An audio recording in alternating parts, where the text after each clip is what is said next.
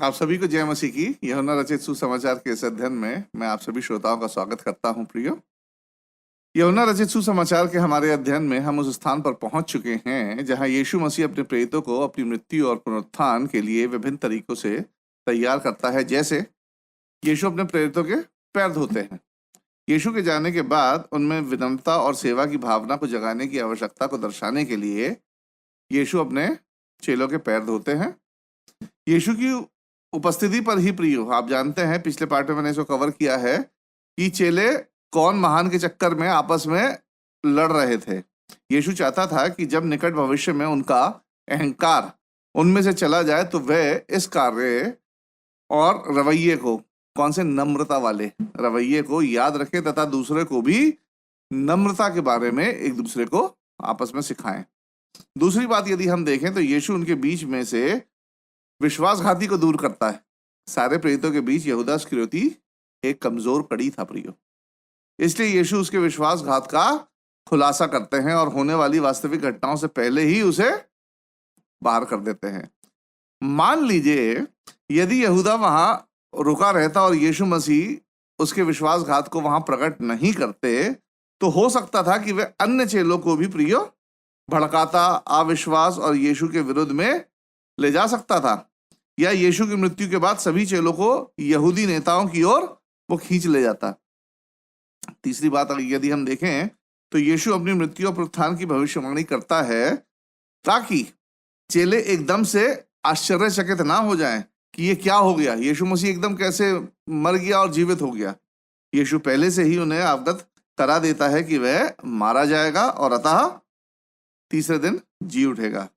यीशु चाहता था कि जब उद्धार की योजना का कार्य, कौन सा कार्य प्रियो, मृत्यु और पुनरुत्थान की योजना का कार्य पूरा हो जाए तो उसके चेले आश्वस्त रहें कि अभी भी चीजें जो हैं किसके नियंत्रण में, यीशु मसीह के नियंत्रण में है। ये एक प्रकार से यीशु की अपने मृत्यु और पुनरुत्थान के बारे में भविष्यवाणी थी प्रियो। चौथी चीज यदि हम देखें तो यीशु चेलों का ध्यान रखने का वादा करता है। यीशु उनके दुखों के समय उनको सांत्वना देने के लिए पवित्र आत्मा भेजने और सहायता प्रदान करने का वादा करता है। यीशु उन सभी चीजों को याद रखने और समझाने में उनकी मदद करने के लिए पवित्र आत्मा को भेजने का प्रियो वादा करता है। यीशु वादा करता है कि उस पर शैतान का हमला सफल ना होगा, इसलिए चिंता मत करो और ना ही डरो।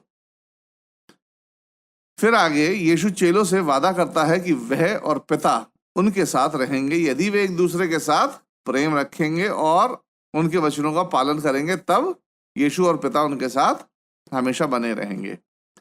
प्रिय, ये सारी बातें हम पिछले पार्ट में देख चुके हैं। इस 15वें अध्याय में हम यीशु की लंबी शिक्षा के खंड के अब दूसरे भाग का अध्ययन करेंगे जो उसकी मृत्यु से ठीक पहले यीशु ने अपने चेलों को प्रियो दी थी। पिछले भाग में हमने देखा था कि यीशु और उसके चेले फसह के भोज को साझा करने के लिए ऊपरी कोठरी यानी ऊपरी कमरे में इकट्ठे हुए थे। यद्यपि यूहन्ना ने इसका उल्लेख तो नहीं किया है, परंतु इस समय वहां प्रभु भोज साझा किया गया था। इसी परिवेश में यीशु अपने चेलों को शिक्षा दे रहे थे और प्रोत्साहित कर रहे थे। पहले यीशु का शिक्षण प्रेरितों के सवालों से बाधित होता है। चेले जो है यीशु से प्रश्न पूछते हैं, यीशु प्रश्नों का जवाब देता है।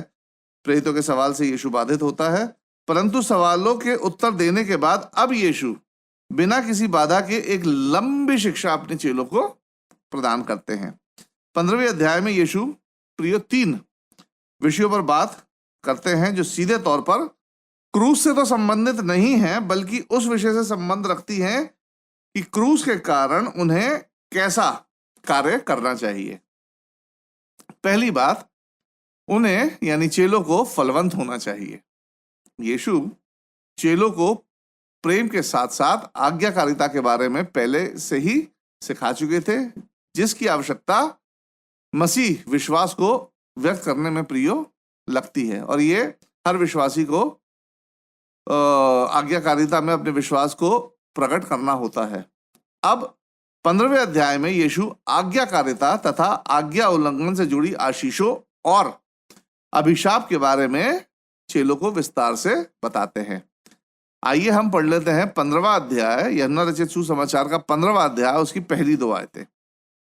सच्ची दाखलता मैं हूं और मेरा पिता किसान है। जो डाली मुझ में है और नहीं फलती उसे वह काट डालता है, और जो फलती है उसे वह छांटता है ताकि और फले। प्रियो, यहाँ 2 आयतें इस विषय को संबोधित करने वाले संपूर्ण 11 आयतों का एक प्रकार से सारांश प्रस्तुत करती हैं। यह एक रूपक है। रूपक मतलब एलोगरी है ये, यानी किसी बात को ठोस रूप में व्यक्त करने के लिए कल्पना का उपयोग करना। जैसे अर्थात यीशु क्या है? वास्तविक है। दाखलता क्या है? एक एलेगरी है, एक रूपक है। पिता वास्तविक है, किसान एक रूपक है। पहले भी किसी ठोस बात को कहने के लिए यीशु ने इस प्रकार के रूपकों का इस्तेमाल किया है, मैं हूं कह के। उदाहरण के तौर पर जीवन की रोटी मैं हूं, यूहन्ना 6:48। जगत की ज्योति मैं हूं, यूहन्ना 8:12। द्वार मैं हूं, 10:7। अच्छा चरवाहा मैं हूं, 10:11। मार्ग, सत्य और जीवन मैं हूं, यूहन्ना 14:6। इन आयतों में यीशु ने एक रूपक के तौर पर एक दाखलता और उसके फलों का उपयोग यहां किया है, जो इजराइल राष्ट्र में एक आम सा दृश्य होता है। यीशु कहते हैं कि सच्ची दाखलता मैं हूं। इसका अर्थ है मूल या मुख्य दाखलता वो है जिस पर अन्य सभी डालियां जो होती हैं टिकी रहती हैं। साथ ही यीशु यह भी बताते हैं कि दाखलता में डालियों को काटने और छांटने का काम कौन करता है? पिता परमेश्वर करता है। यीशु फल लाता है और पिता अच्छे फलों को क्या करता है? बटोरता है और निष्फल वाली डालियों को काट कर हटा देता है। प्रियो, चेले वो डालियां हैं जो मुख्य दाखलता से जुड़ी रहती हैं, और फल वे है जो यीशु के चेले यीशु के साथ अपने रिश्तों के कारण पैदा करते हैं, उत्पन्न करते हैं। गलातियों की पत्री में भी पौलुस बताता है कि पवित्र आत्मा के माध्यम से यीशु के अनुयायियों के जीवन में उत्पन्न होने वाले फलों में प्रेम, आनंद, शांति, धीरज, कृपा, भलाई, विश्वास, नम्रता और संयम शामिल है। ये गलातियों 5:22 में आत्मिक फलों के बारे में बताया गया है, पौलुस ने बताया है। सारांश में यीशु निम्नलिखित विचारों की व्याख्या भी करता है कि वही यानी यीशु ही एकमात्र ऐसी दाखलता है जो इस प्रकार का फल देती है। और भी दाखलताएं होती हैं, परंतु सच्ची और मुख्य दाखलता केवल यीशु ही है जो आत्मिक फलों को पैदा करवाती है। इस प्रकार का फल देने वाली डालियों को उस मुख्य और सच्ची दाखलता, और सच्ची दाखलता कौन है? यीशु मसीह। यीशु मसीह से जुड़े रहना होगा। प्रियो, परम पिता परमेश्वर दाखलता से जुड़ी हुई डालियों की कटाई और छटाई में बहुत ज्यादा सक्रिय रहते हैं। या तो वे फलवंत डालियों को छांटते हैं, छांटना मतलब उन्हें आशीष देते हैं ताकि वे डालियां और फले, अन्यथा वे निष्फल डालियों को काट कर फेंक देते हैं जो किसी कार्य की नहीं रहती सिवाय भाड़ में झोंकने के, सिवाय जलाने के। यीशु के चेलों के पास केवल 2 ही चुनाव हैं, या तो वे यीशु से जुड़कर फल उत्पन्न करें, नहीं तो वे पूरी तरह से नष्ट होने के लिए अपने आप को तैयार रखें। हम 15वें अध्याय की 3 से 11 आयतों को यहां पढ़ेंगे। प्रियो, तो तुम उस वचन के कारण जो मैंने तुमसे कहा है शुद्ध हो। तुम मुझ में बने रहो और मैं तुम में। जैसे डाली यदि दाखलता में बनी ना रहे तो अपने आप से नहीं फल सकती, वैसे ही तुम भी यदि मुझ में बने ना रहो तो नहीं फल सकते। मैं दाखलता हूं, तुम डालियां हो। जो मुझ में बना रहता है और मैं उसमें, वह बहुत फल फलता है, क्योंकि मुझसे अलग होकर तुम कुछ भी नहीं कर सकते।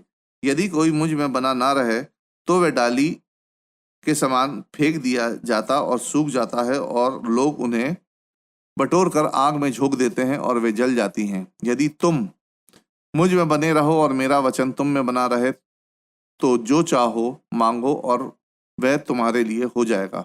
मेरे पिता की महिमा इसी से होती है कि तुम बहुत सा फल लाओ, तब ही तुम मेरे चेले ठहरोगे। जैसे पिता ने मुझसे प्रेम रखा वैसे ही मैंने तुमसे प्रेम रखा। मेरे प्रेम में बने रहो।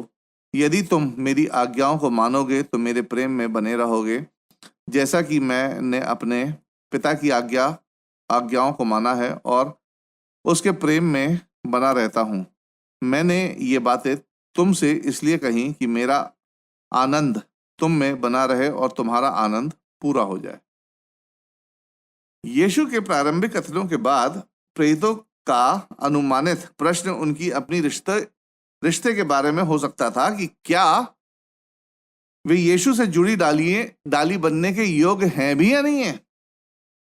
प्रभु उन्हें आश्वस्त करता है कि वे शुद्ध, स्वच्छ और योग्य हैं। वे अब ऐसी स्थिति, कौन सी स्थिति? शुद्धता की स्थिति में पहुंच गए हैं क्योंकि उन्होंने यीशु के वचनों पर विश्वास किया है।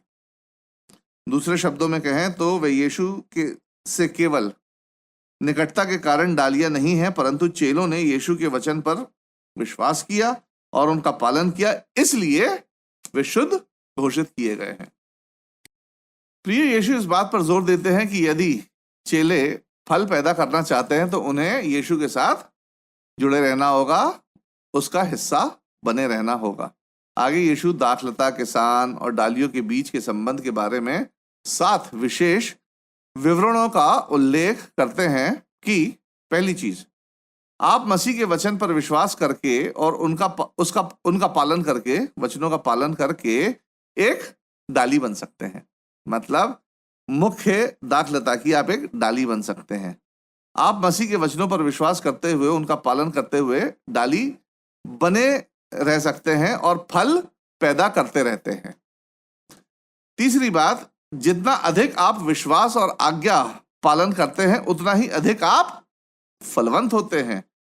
और चौथी बात, जितना इसके विरुद्ध, जितना कम आप विश्वास और आज्ञा पालन करते हैं उतना ही कम आप फलों का उत्पादन करते हैं और उतना ही अधिक आप काटे जाने और नष्ट होने के जोखिम में रहते हैं, प्रियो, रिस्क में रहते हैं। पांचवी चीज, जितना अधिक आप विश्वास और आज्ञा पालन करते हैं उतनी अधिक सामर्थ और समय पर आपकी प्रार्थनाओं का उत्तर मिलता है। छठवीं बात, अधिक फल उत्पन्न करने से परमेश्वर को महिमा मिलती है। और सातवीं बात, आनंदमय जीवन का मार्ग अधिक फल पैदा करना, मसीह के वचनों का पालन करना तथा दूसरों से प्रेम करना है। ऐसा करना उस रिश्ते और आनंद का प्रतिबिंब होगा जो यीशु का पिता के साथ है। इस प्रकार हम त्रिएक परमेश्वर का हिस्सा होने का अनुभव प्राप्त कर सकते हैं क्योंकि हम मसीह में बने और उससे जुड़े रहते हैं। प्रियो, गॉड हेड मतलब पिता, पुत्र, पवित्र आत्मा, ये त्रिएक परमेश्वर है जिसमें यीशु पुत्र के रूप में वहां है। और जब हम यीशु मसीह से जुड़े होते हैं तो हम त्रिएक परमेश्वर का हिस्सा बन जाते हैं और उसको अनुभव कर सकते हैं। प्रियो, दाखलता की कल्पना का उपयोग करके अपने विवरण और शिक्षा को पूरा करने के उपरांत यीशु अब प्रेम के अंतिम विचार का उल्लेख करते हैं कि उसके, यानी यीशु के चले जाने के बाद उन्हें क्या करने की आवश्यकता है, चेलों को क्या करने की आवश्यकता है। आइए हम दूसरी बात यहां देखें, चेलों को एक दूसरे से प्रेम करना चाहिए। हम यहाँ प्रियो 15वें अध्याय की 12 से 13 आयतों को यहाँ पढ़ेंगे जहां इस प्रकार लिखा है, मेरी आज्ञा यह है कि जैसा मैंने तुमसे प्रेम रखा वैसे ही तुम भी एक दूसरे से प्रेम रखो। इससे बड़ा प्रेम किसी का नहीं कि कोई अपने मित्रों के लिए अपना प्राण दे। यहां यीशु उसी शैली को अपनाते हैं जिसका उपयोग उसने प्रियो पहले किया था और अभी किया है, कि पहले वे विचार का सारांश प्रस्तुत करते हैं, फिर वे उस विचार को विस्तार से समझाते हैं, जैसे सच्ची दाखलता मैं हूं इत्यादि। यीशु ने चेलों को पहले भी कई बार अलग अलग तरीकों से एक दूसरे को प्रेम करने की हिदायत दी थी, जैसे पैर धोना इत्यादि। परंतु इस बार अंतर यह है कि यीशु प्रेम के चरम स्तर यानी अल्टीमेट लेवल को यहां स्थापित करते हैं कि एक मित्र के लिए अपने प्राणों की आहुति देना।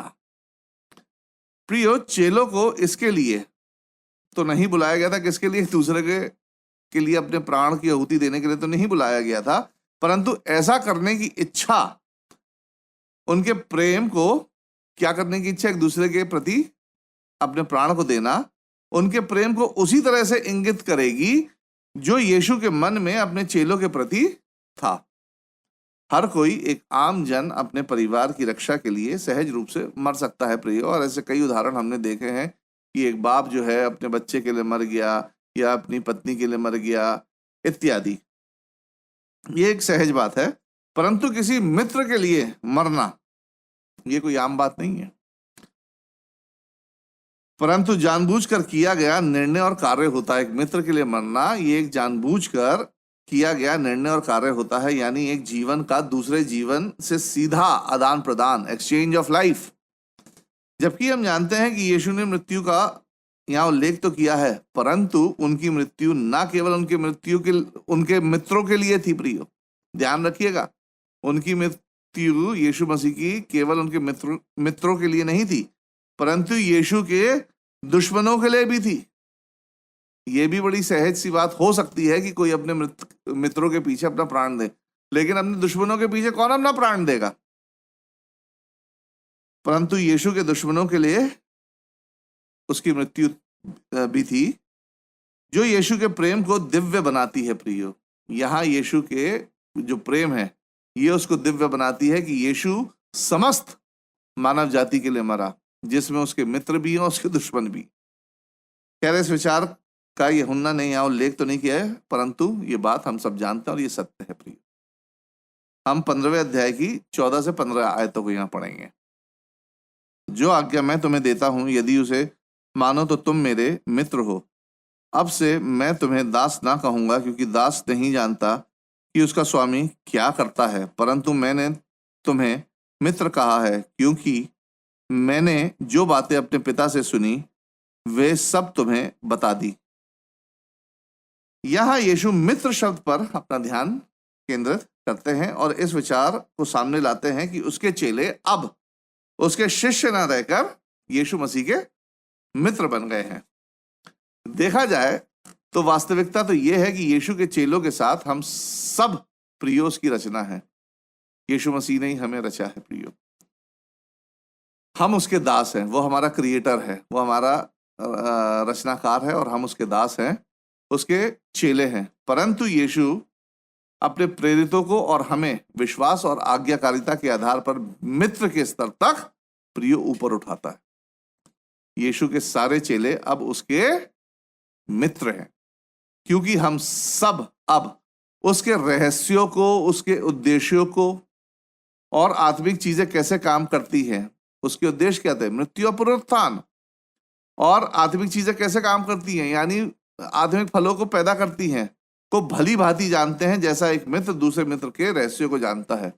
प्रियो, सच्चा मित्र जो होता है वो अपने मित्र के उद्देश्य और रहस्यों को जानता है। चाहे भाई भाई एक दूसरे के रहस्यों को ना जाने, बहन बहन ना जाने, लेकिन अगर एक सच्चा मित्र है तो वो अपने मित्र के उद्देश्यों को जानता है। वैसी यीशु ने जब हमें मित्र कहा है तो हम भी यीशु के उद्देश्य और उसके रहस्यों को अब जानते हैं। हम 15वें अध्याय की 16 और 17वीं आयत को पढ़ेंगे। तुमने मुझे नहीं चुना, परंतु मैंने तुम्हें चुना है और तुम्हें नियुक्त किया है कि तुम जाकर फल लाओ और तुम्हारा फल बना रहे, कि तुम मेरे नाम से जो कुछ पिता से मांगो वह तुम्हें दे। इन बातों की आज्ञा मैं तुम्हें इसलिए देता हूं कि तुम एक दूसरे से प्रेम रखो। जैसे हर दोस्ती में कुछ शर्तें होती हैं, जैसे वफादारी निभाना, निष्पक्ष रहना, संपर्क में रहना इत्यादि, वैसे ही यीशु के चेलों में और यीशु की मित्रता में भी कुछ शर्तें हैं। यीशु के साथ दोस्ती की कुछ विशेष शर्तों के बावजूद, दोस्ती तो दोस्ती होती है ना, क्योंकि यीशु के साथ दोस्ती वो सारी चीजें प्रदान करती है जो सामान्य दोस्ती प्रदान नहीं कर सकती। जैसे उदाहरण के तौर पर संगति, भाईचारा, सहचारिता, प्रोत्साहन, समर्थन, आनंद, संवाद, शिक्षा इत्यादि। ये सब हमें यीशु की मित्रता के रिश्ते से प्राप्त होती है प्रियो, और हम दूसरे के साथ इसी रिश्तों को साझा भी करते हैं। कौन सी रिश्तों को? मित्रता वाले रिश्ते को हम ईसाई जीवन में साझा भी करते हैं। यीशु मित्रता को योग्य बनाते हैं और यीशु ही शर्तों को परिभाषित करते हैं, हम नहीं करते। शर्त कौन लगाता है? यीशु लगाते हैं, हम नहीं लगाते। ऐसा इसलिए है क्योंकि यीशु परमेश्वर है, हम नहीं। यीशु का औधा हमसे बहुत ऊंचा है। उदाहरण के तौर पर मैं आपको बताता हूं प्रियो, यदि एक कर्मचारी और उसके अधिकारी में दोस्ती होती है, मित्रता होती है, तो उच्च पद वाला जो अधिकारी है, ऊंचे पद वाला अधिकारी अपनी और कर्मचारी की सीमाओं को देखते हुए कुछ शर्तों को परिभाषित करता है, कुछ शर्तें लगाता है, क्योंकि अधिकारी उच्च पद पर है और ये अधिकारी होगा जो कर्मचारी को मित्रता के लिए चुनेगा। एक ऊंचे पद वाला यानी अधिकारी अपने कर्मचारी को मित्रता के लिए चुनेगा। कर्मचारी ये नहीं कहेगा कि मैं अपने अधिकारी को चुनता हूं मित्रता के लिए, नहीं, ऐसा नहीं होता है। कर्मचारी अधिकारी को नहीं चुनता है प्रियो। फिर भी दोनों में दोस्ती तो होती है जो एक दूसरे की सीमाओं का सम्मान करती है। इसी प्रकार यीशु मित्रता को परिभाषित करते हैं, जहां वह ईश्वर के रूप में यानी ऊंचे पद के रूप में हमें मित्र के रूप में प्रियो चुनते हैं। इसीलिए यहां ये लिखा है कि हमने नहीं चुना यीशु को, यीशु ने हमें चुना है, क्योंकि यीशु अधिकारी है और उसने हमें मित्रता के लिए चुना है। हमें मित्र के रूप में यीशु ने चुना है, जैसे अधिकारी अपने कर्मचारी को मित्र के रूप में प्रियो चुनता है और सीमाओं के तहत मित्रता पर शर्तें लगाता है, जैसे फल उत्पन्न करो, भाइयों से प्रेम करो और यीशु हमारी प्रार्थनाओं का उत्तर देगा इत्यादि। मित्रता के लिए यीशु की शर्तें बहुत ज्यादा कठिन नहीं है प्रियो, सहज है, सरल है जो मित्रता को कम नहीं बल्कि और ज्यादा बढ़ाती है, जैसे निरंतर आत्मिक विकास, प्रार्थना के द्वारा निरंतर संवाद, दूसरों के साथ प्रेम में और अधिक बढ़ते जाना आदि। तीसरी बात, उन्हें यानी प्रेरितों को सेवकाई में बने रहना चाहिए। प्रियो, हमें यह याद रखने की जरूरत है कि इस संवाद में यीशु अपने चेलों को क्रूस के बाद के दिनों के लिए तैयार कर रहा था। क्रूस के बाद के दिनों के लिए 3 दिन बाद के लिए नहीं कि वो क्रूस के बाद जब मर जाएगा 3 दिन बाद जी उठेगा, उन दिनों के लिए नहीं, उन दिनों के लिए तैयार कर रहा था जब यीशु इस दुनिया से चला जाएगा, उसका स्वर्गारोहण हो जाएगा और उसके बाद जब चेले दुनिया में जाकर प्रचार करेंगे और किन किन चीजों का सामना वो करेंगे। इन दिनों के लिए यीशु अपने चेलों को यहाँ इन संवाद से तैयार कर रहा था। हम 15वें अध्याय की 18 से 20 आयतों को यहाँ पढ़ेंगे प्रियो। यदि संसार तुमसे बैर रखता है तो तुम जानते हो कि उसने तुमसे पहले मुझसे बैर रखा। यदि तुम संसार के होते तो संसार अपनों से प्रेम रखता, परंतु इस कारण कि तुम संसार के नहीं वरन मैंने तुम्हें संसार में से चुन लिया है, इसलिए संसार तुमसे बैर रखता है। जो बात मैंने तुमसे कही थी, दास अपने स्वामी से बड़ा नहीं होता, उसको याद रखो। यदि उन्होंने मुझे सताया तो तुम्हें भी सताएंगे, यदि उन्होंने मेरी बात मानी तो तुम्हारी भी मानेंगे। फिर से यीशु ने यहाँ आयतों की शुरुआत में पूरे विचार का सारांश दे दिया है। मूलतः यीशु चेलों को 5 बातों की प्रियो यहाँ चेतावनी देते हैं। पहली चेतावनी, संसार उनसे बैर रखेगा यानी नफरत करेगा। यदि वे सोच रहे हैं कि संसार में चेले सुसमाचार पहुंचाएंगे और संसार उनसे प्रसन्न होगा, तो ऐसा होगा नहीं, और ये सारी बातें हम जानते हैं। दूसरी बात, संसार उन्हें ठुकरा देगा। प्रेरितों को नफरत और त्यागे जाने के लिए हमेशा तैयार रहना चाहिए, क्योंकि संसार ने यीशु के साथ भी ऐसा ही व्यवहार किया था। और ये सिर्फ केवल उन प्रेरितों के लिए नहीं, ये हर उस चेले पे लागू होती है जो 2000 साल पहले से यीशु का चेला बनता चला आ रहा है और आगे बनता चला जाएगा। तीसरी बात, संसार उन्हें नहीं पहचानेगा। संसार में उनकी अस्वीकृति इस तथ्य के कारण होगी कि संसार को लगेगा कि वे संसार के सदस्य नहीं हैं, बल्कि उस अनदेखी दुनिया के सदस्य हैं जो आने वाली है, जिसे आत्मिक आंखों से देखा और महसूस किया जा सकता है। प्रियो, संसार उन्हें सताएगा। जिसे संसार अस्वीकार करता है उसे संसार नष्ट करना चाहता है, क्योंकि वे संसार के लिए एक प्रकार का खतरा बन जाते हैं प्रिय।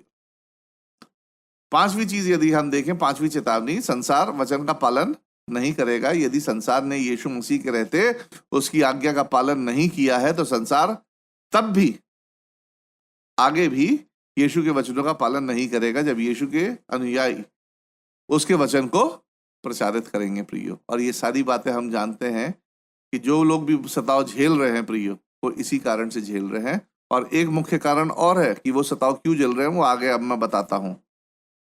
ये बातें हर मनुष्य पर लागू नहीं होती हैं, परंतु ये सामान्य नियम होगा जब प्रेरित सुसमाचार प्रचार करना शुरू करेंगे। और यीशु चाहता है कि उसके जितने भी चेले हैं वे सब इन बातों के लिए तैयार रहे। हम 21वीं आयत को पढ़ेंगे। परंतु ये सब कुछ वो मेरे नाम के कारण तुम्हारे साथ करेंगे, क्योंकि वे मेरे भेजने वाले को नहीं जानते। एक कारण है प्रियो कि दुनिया चेलों से क्यों नफरत करेगी, उन्हें अस्वीकार करेगी, उन पर अत्याचार करेगी। इन सब बातों का चेलों से कोई लेना देना नहीं है। दुनिया इसलिए चेलों से नफरत करेगी क्योंकि हम यीशु मसीह के चेले हैं, हम यीशु मसीह के फॉलोअर हैं। ये सब यीशु मसीह के कारण होगा, क्योंकि यीशु मसीह को दुनिया ने अस्वीकार कर दिया तो हमें भी दुनिया अस्वीकार करेगी। दुनिया सुसमाचार पर नकारात्मक प्रतिक्रिया करेगी, क्योंकि अतीत में दुनिया ने पिता को भी स्वीकार नहीं किया था। अन्य जाति तो शुरू से ही पूर्णतः मूर्ति पूजा में बने रहे, और यहूदियों ने पिता के भेजे हुए को स्वीकार करने से इनकार करके अपने हृदय को कठोर कर लिया था। यीशु मसीह का इनकार करके उन्होंने अपने हृदय को कठोर कर लिया था। किसी भी स्थिति में पाप की शुरुआत पिता को अस्वीकार करने से शुरू होती है प्रियो। पाप की शुरुआत कब होती है? जब हम परमेश्वर को अस्वीकार करना शुरू कर देते हैं। हम 22 से 25वीं आयतों को भी यहाँ पढ़ेंगे। यदि मैं ना आता और उनसे बातें ना करता तो वह पापी ना ठहरते, परंतु अब उन्हें उनके पाप के लिए कोई बहाना नहीं। जो मुझसे बैर रखता है वह मेरे पिता से भी बैर रखता है। यदि मैं उनमें वो काम ना करता जो और किसी ने नहीं किए तो वह पापी नहीं ठहरते, परंतु अब तो उन्होंने मुझे और पिता दोनों को देखा और दोनों से बैर किया। यह इसलिए हुआ कि वह वचन पूरा हो जो उनकी व्यवस्था में लिखा है, उन्होंने मुझसे व्यर्थ बैर किया। यीशु कहते हैं कि पिता की अस्वीकृति के लिए अब कोई बहाना नहीं चलेगा, अन्य जातियों का बहाना नहीं चलेगा, क्योंकि पौलुस कहता है रोमियो की पत्री में, उन्होंने सृष्टि के माध्यम से, विवेक के माध्यम से और यहूदी राष्ट्र की गवाही के माध्यम से पिता को जाना है, यानी परमेश्वर को जाना है। ये सृष्टि को देख के उनके विवेक में ऑटोमेटिकली ऐसी चीजें आती हैं कि ये किसने रचा है, इतनी खूबसूरत रचना किसने की है, ये सारी चीजें ऑटोमेटिकली विवेक में आती है। तो अन्य जाति परमेश्वर को जानती है, और यहूदियों के मामले में भी उनका बहाना नहीं चलेगा, क्योंकि यीशु लगभग 3 वर्षों तक उनके बीच शिक्षा दे रहे थे, चमत्कार कर रहे थे और भविष्यवाणियों के द्वारा उन्हें इस बात के लिए चिताया भी किया था। यीशु से नफरत करना मतलब पिता से नफरत करना है प्रियो। यीशु कहते हैं कि भले ही उनका विरोध काफी मजबूत क्यों ना हो, परंतु बिना किसी आधार बहाने के है। मतलब अब किसी भी प्रकार का कोई बहाना नहीं चलेगा कि हम तो यीशु मसीह को जानते ही नहीं, हम परमेश्वर को जानते नहीं। अब कोई बहाना नहीं चलेगा। हम 26 से 27वीं आयतों को यहाँ पढ़ेंगे। परंतु जब वह सहायक आएगा जिसे मैं तुम्हारे पास पिता की ओर से भेजूंगा, अर्थात सत्य का आत्मा जो पिता की ओर से निकलता है, तो वह मेरी गवाही देगा और तुम भी मेरे गवाह हो, क्योंकि तुम आराम से मेरे साथ रहे हो। यहाँ चेतावनियां प्रेरितों को डरा और हिला सकती थी, परंतु यीशु फिर से वादा करते हैं कि वह उनके साथ रहने के लिए पवित्र आत्मा को भेजेगा। पवित्र आत्मा उनकी सेवकाई में उनकी सहायता करेगा, ताकि वे बिना लड़खड़ाए इस सारे विरोध का सामना डटकर कर सकें। यीशु के मरने के बाद कठिन समय आएगा, साथ ही ऐसा निराश करने वाला समय भी आएगा जब वे सुसमाचार प्रचार के लिए बाहर जाएंगे और अधिकांश कर निराशा को देखेंगे। ऐसे में यीशु उन्हें फल उत्पन्न करने करते रहने के लिए प्रोत्साहित करते हैं प्रियो। एक दूसरे को प्यार करते रहने के लिए प्रोत्साहित करते हैं और सेवकाई करते रहने के लिए भी यीशु मसीहा उनको प्रोत्साहित करते हैं और ऐसे समय के लिए तैयार करते हैं। प्रियो, कई बार जब हम अपने विश्वास और सेवकाई में अस्वीकृति और निराशा का सामना करते हैं तो हम पीछे हट जाते हैं और अपने घुटने टेक देते हैं, बजाय इसके जो यीशु कहते हैं कि हमें मुसीबत आने पर वही करना चाहिए जो यीशु ने हमें सिखाया है। क्या सिखाया है? कि हमें दिन प्रतिदिन फलवंत होते जाना चाहिए, प्रेम में बढ़ते जाना चाहिए, दयालुता और नम्रता में बढ़ते जाना चाहिए तथा पूर्ण मन से और जवाबदेही से, अकाउंटेबिलिटी से अपनी सेवकाई को अंजाम देते चले जाना चाहिए, इस आशा के साथ कि हमारी आत्मिक बातें संसार के सामने नहीं परंतु प्रभु के आगे ग्रहण योग्य है। तो प्रियो, हमारा ये पाठ यहीं समाप्त होता है। अगले पाठ के लिए कृपया करके यूहन्ना रचित सुसमाचार उसका 16वां अध्याय और उसकी 1 से 33वीं आयतों को पढ़ लें। परमेश्वर ने चाहा तो अगले पाठ के साथ आपके सामने फिर हाजिर होऊंगा। तब तक मुझे राजीव लैम्बर्ट की तरफ से आप सभी लोगों को जय मसीह।